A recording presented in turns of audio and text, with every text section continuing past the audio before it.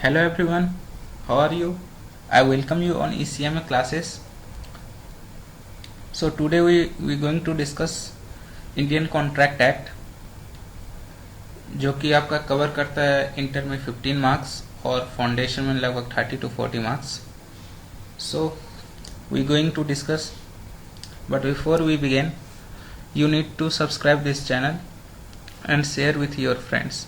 Okay, so let's start. Question is the source of the law of contract.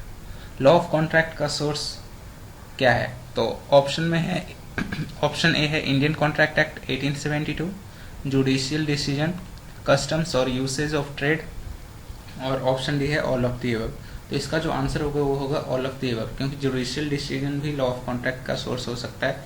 Indian contract act तो है ही, customer और usage of trade भी है. ठीक है, तो इसका आंसर हो जाएगा all of the above. Question number 2, law of contract. तो ऑप्शन में गिवन है is the whole law of obligation, is the whole law of agreement. Option C है deals with only such legal obligation which arise from agreement, और option D है deals with social agreement. तो मैं आपको बता दूं, agreement से दो चीज़ें अराइज होती हैं, एक तो सोशल ऑब्लिगेशन और एक लीगल ऑब्लिगेशन. लीगल ऑब्लिगेशन जब अराइज होगी और वो लीगल ऑब्लिगेशन इन्फोर्स, मतलब अग्रीमेंट अगर इन्फोर्सिबल बाय लॉ है तो वो लॉ ऑफ कॉन्ट्रैक्ट में आ जाएगा. यानी कि इसका जो राइट आंसर है वो है C, deals with only such legal obligation which arise from agreement. अगर अग्रीमेंट से अराइज हो रहा है सोशल अग्रीमेंट तो वो कॉन्ट्रैक्ट नहीं माना जाएगा. ठीक है, क्योंकि social agreement enforceable by law नहीं होगा.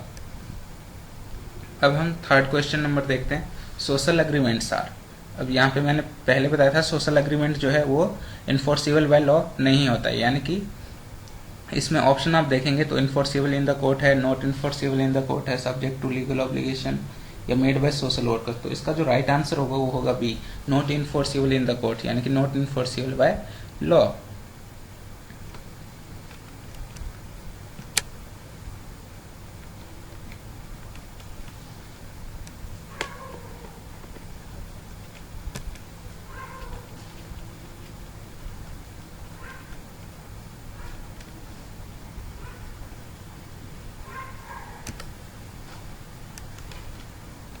So question number 4, mercantile law is applicable to businessmen only, is applicable to everybody, is applicable to non-businessmen only, is applicable to Indian only.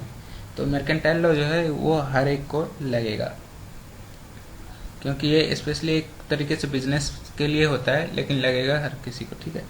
A contract consist of, contract क्या consist करता है?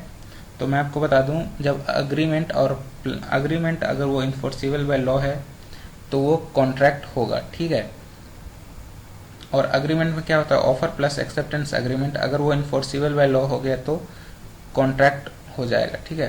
तो इसमें option देखते हैं. Option A है mutual promises और agreement जो कि इन्फोर्सिबल हो बाय लॉ. तो इसका तो आंसर यही हो गया. तो आगे हमें देखने की जरूरत नहीं, वैसे एक बार देख लेते हैं ऑप्शन में और क्या है. Agreement not enforceable by law, तो ये तो होगा नहीं. इनवॉलेंट्री ऑब्लिगेशन भी नहीं होगा, नॉन ऑफ द अबव. तो ये तीनों तो होगा नहीं, फर्स्ट ही होगा म्यूचुअल प्रोमिसेस और अग्रीमेंट जो कि इन्फोर्सिबल हो बाय लॉ के द्वारा. ठीक है, तो वो कॉन्ट्रैक्ट होगा. Question number 6, an agreement to create legal liability. Agreement to create legal liability, तो ये क्या इन्फोर्सिबल बाय लॉ होगा? यस. लेकिन ऑप्शन में गिवन क्या है? Is not enforceable by law, B है is a void agreement, C है इज इन्फोर्सिबल बाय लॉ, और डी है नॉन ऑफ द अबव. तो इसका जो राइट आंसर है वो है इन्फोर्सिबल बाय लॉ. यानी कि आपको बस एक पॉइंट पढ़ना है और इससे रिलेटेड 10 क्वेश्चन बन सकते हैं. ठीक है. तो पॉइंट क्या है कि अग्रीमेंट से दो चीजें अराइज होंगी, social agreement and legal, social obligation and legal obligation. अगर लीगल ऑब्लिगेशन है तो यानी कि इन्फोर्सिबल बाय लॉ होगा वहां पर. सोशल अग्रीमेंट है, सोशल ऑब्लिगेशन है तो वहां पर इन्फोर्सिबल बाय लॉ नहीं होगा और कॉन्ट्रैक्ट भी नहीं होगा. तो इसमें जो क्वेश्चन में है agreement to create legal liability, तो वो इन्फोर्सिबल बाय लॉ ही हो सकता है. ठीक है. तो इसका राइट आंसर है option C. Question number 7, obligation between parties that form contract. Obligation between parties जो कि कॉन्ट्रैक्ट को फॉर्म करेगी. तो ऑप्शन ए है are all kinds of obligation. नहीं, अगर सोशल ऑब्लिगेशन होगा तो कैसे कॉन्ट्रैक्ट हो सकता है? तो ऑप्शन बी में है are legal obligation which aspiring from agreement, जो कि अग्रीमेंट से लीगल ऑब्लिगेशन अराइज हो रही हो, तब हम वहां पे कॉन्ट्रैक्ट को फॉर्म कर सकते हैं। ठीक है, तो इसका राइट आंसर हो जाएगा बी ऑप्शन। और देख लेते हैं, are not voluntary in nature और नन ऑफ द। तो इसका जो राइट आंसर है वो है बी। तो आप देख सकते हैं कि एक पॉइंट आपको याद रखना है और इससे कितने सारे क्वेश्चन आप सॉल्व कर पाओगे। क्वेश्चन नंबर 8, अ कॉन्ट्रैक्ट और an obligation to perform a promise could arise in the following ways. एक कॉन्ट्रैक्ट में obligation to perform a promise could arise in the following, कैसे कैसे अराइज हो सकता है? बाय अग्रीमेंट एंड कॉन्ट्रैक्ट के द्वारा, by standard form of contract, by promissory estoppel और नॉन ऑफ द। तो इसका जो आंसर होगा बाय अग्रीमेंट एंड कॉन्ट्रैक्ट के थ्रू ही आप ऑब्लिगेशन को परफॉर्म कर पाओगे। Question number 10, a foreigner is competent to enter into contract if he fulfills the condition of section। of course कोई भी जो है वो कॉन्ट्रैक्ट में एंटर कर सकता है अगर वो फुलफिल कर रहा है कंडीशन इस सेक्शन का, तो ठीक है। और ऑप्शन बी में है is not competent to enter into contract. क्या फॉर्जनर जो है वो कॉन्ट्रैक्ट में एंटर करने के लिए कॉम्पिटेंट नहीं है? तो ये आंसर तो ये ऑप्शन तो गलत है। Can enter into contract with permission of central government, can enter into contract with permission of court.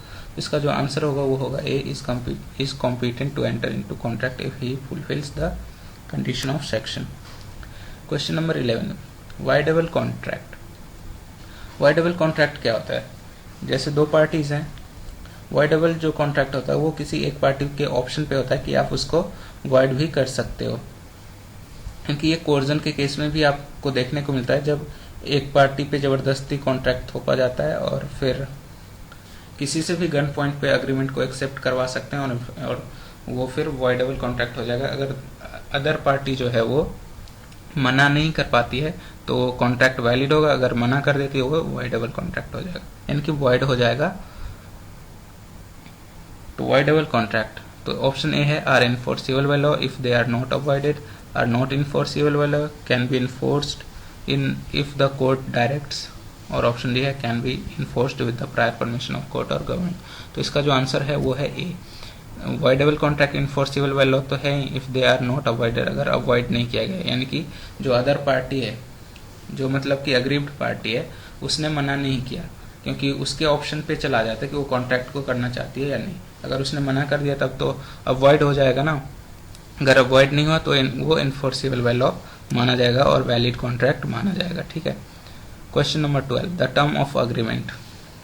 Agreement के terms must be certain, must be capable of made certain, unambiguous and clear. Agreement के जो terms हैं वो बिल्कुल clear होने चाहिए, certain तो होने ही चाहिए, तभी क्लियर होगा। तो इसका जो आंसर है वो होगा all of the above. Question number 13, a contract is a contract from the time it is made, from the time its performance is due, at the time from its performance, और none of the above। तो a contract कब contract होगा? जब वो मतलब कि जिस time पे वो कॉन्ट्रैक्ट बन रहा था, यानी कि from the time it is made. तो इसका जो आंसर होगा वो होगा ए,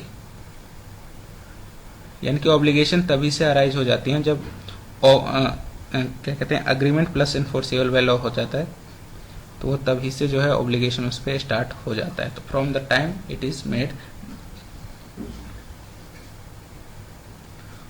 question number 14, in an executed contract. Executed contract क्या होता है कि जहां पर दो पार्टीज हैं, दोनों पार्टीज ने अपना काम कंप्लीटली कर दिया है, ठीक है। और एग्जीक्यूटरी कॉन्ट्रैक्ट कौन सा होता है? जहां पे एक पार्टी ने तो अपना काम कर दिया लेकिन अदर पार्टी जो है उसने अपना काम नहीं किया है अभी तक, तो वो एग्जीक्यूटरी कॉन्ट्रैक्ट होगा। तो ऑप्शन में देखते हैं क्या दिया हुआ है। ऑप्शन ए में है both the parties have yet to fulfil their promise, यानी कि ऑप्शन ए में दिया हुआ है कि दोनों में से किसी ने काम नहीं किया, तो क्या वो एग्जीक्यूटेड कॉन्ट्रैक्ट है? नहीं। Option B, any one party has fulfilled the promise, तो ये ऑप्शन बी जो है वो एग्जीक्यूटरी कॉन्ट्रैक्ट है लेकिन एक्सिक्यूटेड कॉन्ट्रैक्ट नहीं। Option C, both the parties have fulfilled their promises, तो इसका जो राइट आंसर है वो है सी। तो मैंने आपको बताया था जब दोनों पार्टीज काम को कंप्लीट कर लेगी तो वो एक्सिक्यूटेड कॉन्ट्रैक्ट माना जाएगा। तो ऑप्शन सी, ठीक है। यहीं पर एक्सिक्यूटरी कॉन्ट्रैक्ट होता तो उसका आंसर बी हो जाता, क्योंकि उसमें एक पार्टी काम कर लेती है और अदर पार्टी नहीं कर पाती, ठीक है। अब क्वेश्चन, ये आज का लास्ट क्वेश्चन है, वॉइड एग्रीमेंट। वॉइड एग्रीमेंट क्या होगा? इलीगल होगा क्या? इज नॉट वॉइड एव एन इश्यू, यानी कि शुरू से ही वॉइड होगा, या फिर मे और मे नॉट बी इलीगल, यानी कि इलीगल हो भी सकता है और नहीं भी। तो वाइड एग्रीमेंट जो है वो इलीगल हो भी सकता है और नहीं भी। तो चलिए आज की क्लास यहीं पे ख़त्म करते हैं। आपको अगर अच्छा लगा तो वीडियो को लाइक ज़रूर कीजिएगा और हमें कमेंट सेक्शन में बता सकते हैं कि वीडियो आपको कैसा लगा। और अगर आप चाहते हैं ऐसे ही वीडियो आए तो चैनल को सब्सक्राइब और शेयर ज़रूर करें। Thank you so much.